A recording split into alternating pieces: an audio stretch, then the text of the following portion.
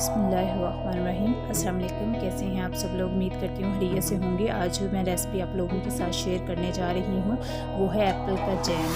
Apple jam ऐसी recipe है जो ब्रेड वगैरह पे ब्रेकफास्ट में इस्तेमाल की जाती है और लंच में भी बच्चे शौक़ से जैम खाना पसंद करते हैं। तो आज मैंने कहा चले आप लोगों के साथ ये रेसिपी शेयर करते हैं और आप लोग मेरे साथ रहिएगा। मैं आप लोगों को बताऊँगी किस पॉइंट पर जाकर इसमें क्या चीज़ ऐड करनी है और कौन सी चीज़ डालने से इसमें खुशबू एक आएगी और ये कैसे दानेदार तैयार होगा। तो आपने वीडियो को स्किप नहीं करना। अगर आप मेरे चैनल पर नए हैं तो मेरे चैनल को लाइक, शेयर और सब्सक्राइब करना मत भूलें। ये आप लोगों की तरफ से एक हौसला अफजाई होती है।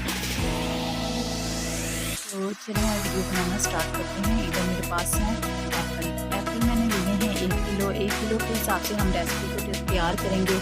बहुत ही परफेक्ट और नहायत ही ज़बरदस्त ये हमारी रेसिपी तैयार होगी। बहुत ही इजी फार्मूले के साथ आपने मेरे साथ रहना है और देखिएगा मैं आपको कैसे बताऊँगी, किस तरीके से बताऊँगी।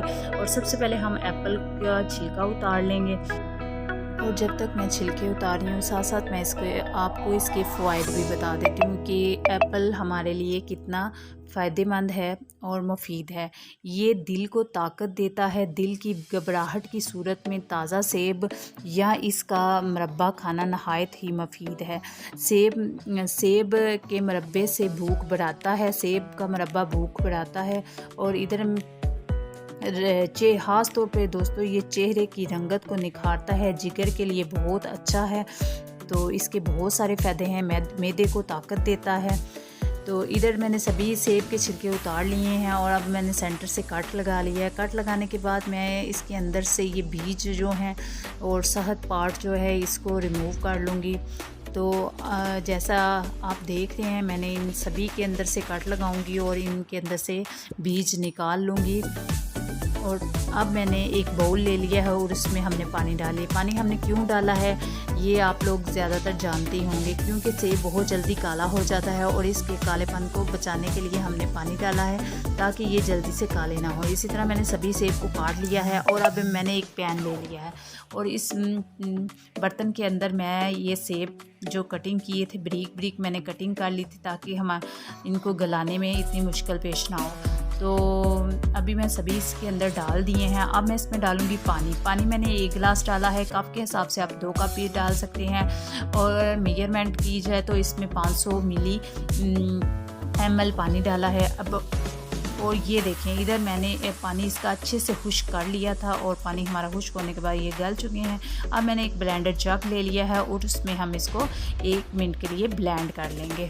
और ये देखें और इधर मैंने इसको ब्लेंड कर लिया है। अच्छे से ये ब्लेंड हो गया और आप देख रहे होंगे ये कैसे दानेदार ब्लेंड हुआ है।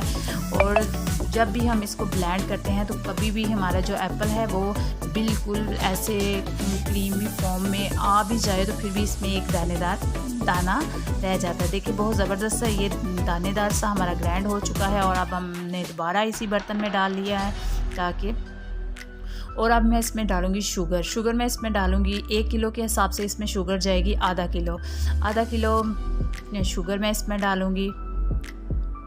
और अब इसको अच्छे से हम इसमें पकाएंगे। शुगर ने भी अपना पानी छोड़ना है। जैसे ये पानी छोड़ जाएगा तो इसका टोटली हम पानी इसका खुश्क करना है। इसको तब तक हम पकाएंगे। और अगली जो चीज़ इसमें जाएगी खुशबू के लिए वो है दालचीनी का 1 टुकड़ा हम इसमें 1 इंच के बराबर डालेंगे।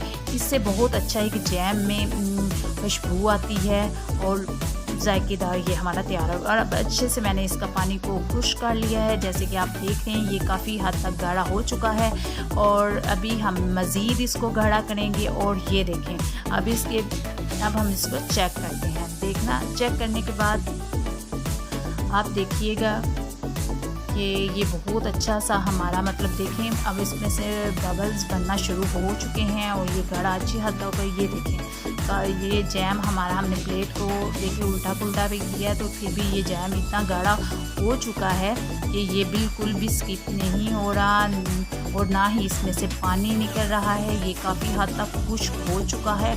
और अब हम ऐसे करेंगे फ्लेम ऑफ कर देंगे और इसको ठंडा होने के लिए छोड़ देंगे।